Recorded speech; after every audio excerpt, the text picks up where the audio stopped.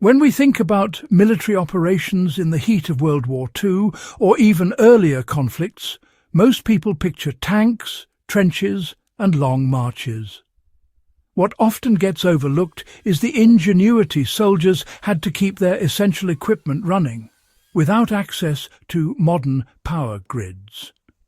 Radios, field kitchens, searchlights, and even rudimentary communication devices all had to function in the most austere conditions.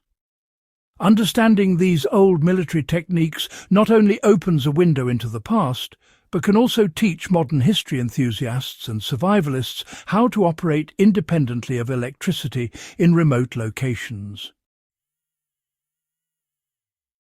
Soldiers had to rely on human and animal power before electricity was everywhere. Long before solar panels and portable batteries, armies depended on mechanical ingenuity. Hand-crank generators were one of the most common solutions. Devices like the dynamo set were compact, portable generators powered entirely by human effort. Soldiers would turn a crank or pedal a small generator to charge batteries for radios or power signaling lights. While it required consistent effort, this method was reliable in the field. For a modern application, if you're studying history reenactments or off-grid survival, a hand-crank generator can power radios, small LED lights, or even charge a phone during extended expeditions. The key lesson here is the principle of converting kinetic energy into usable electricity, an old trick that remains relevant today. Leveraging water and wind was more than just ingenuity, it was survival. Military engineers often harnessed natural forces to operate equipment. Water wheels were used in semi-permanent camps to power radio stations, while small wind turbines were occasionally deployed to charge batteries in open terrain. During World War II, the British Special Operations Executive actually used small, collapsible wind turbines to generate power behind enemy lines. This gave resistance fighters, that critical communication capability they so desperately needed. For today's historian or survivalist, setting up a small water wheel in a stream can power low-demand devices or even small refrigeration units, allowing extended operation without a single plug. Similarly, a makeshift wind turbine, built from scavenged materials, can supply consistent power in exposed locations. These methods require planning and patience, but they really do illustrate the timeless principle of harnessing nature efficiently. Chemical and thermal energy was a battlefield secret. Not all power sources relied on motion. Early thermoelectric devices exploited the difference in temperature to generate electricity. Field experiments in the 1940s used simple thermocouples heated by small fuel fires to charge batteries slowly. Likewise, chemical batteries were far more rudimentary than today's lithium-ion packs, but were still essential. Soldiers could create temporary circuits using metal plates and electrolyte solutions.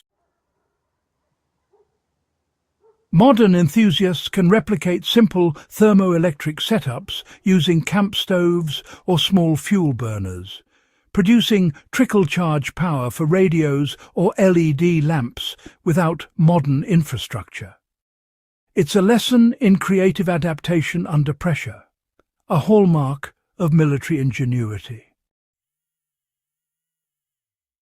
Understanding mechanical storage as early energy reserves. Springs, flywheels, and other mechanical storage devices were a clever way to store energy for later use. Spring-driven radios, clocks, and even artillery targeting devices were standard in the field. A wound spring could release energy gradually, powering devices for hours. Flywheels captured rotational energy. Today, historians and survivalists can experiment with mechanical energy storage to understand how pre-electronic armies kept essential tools running. For instance, building a small spring-driven lantern or using a flywheel to power a low-voltage device can offer practical insights into this often overlooked area of military engineering. The most valuable takeaway from these old military techniques is that power independence was a mindset, not just a technical challenge. Every device had to work with limited resources, and soldiers were trained to improvise with whatever materials were at hand. If you're experimenting in survivalist setups or, studying historical reenactments, applying these principles means thinking in terms of energy conversion, whether that's human, mechanical, thermal or chemical, and adapting these methods to your environment. A field radio, a small LED array, or even a manual water pump can be operated with these old-school techniques, allowing you to, connect history with practical skills. Applying these methods today isn't just historical, it's experiential. A practical way to test these techniques is to replicate a mini field camp. Set up a hand crank generator to power a simple radio. Construct a water wheel from wood and metal scraps in a nearby stream to charge batteries. Experiment with small thermoelectric devices on a camping stove. Each exercise gives a tactile understanding of the resourcefulness soldiers had to rely on.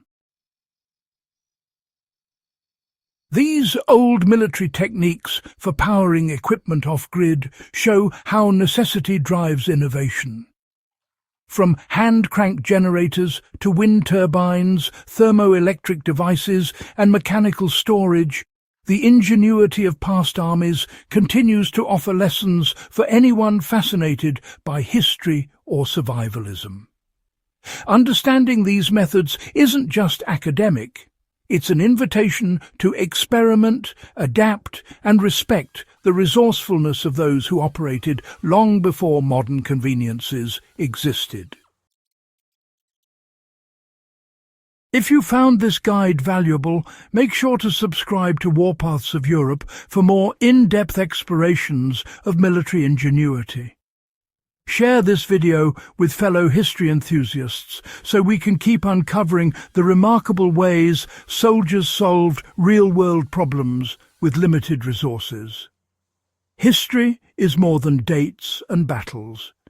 It's innovation, survival, and creativity under pressure.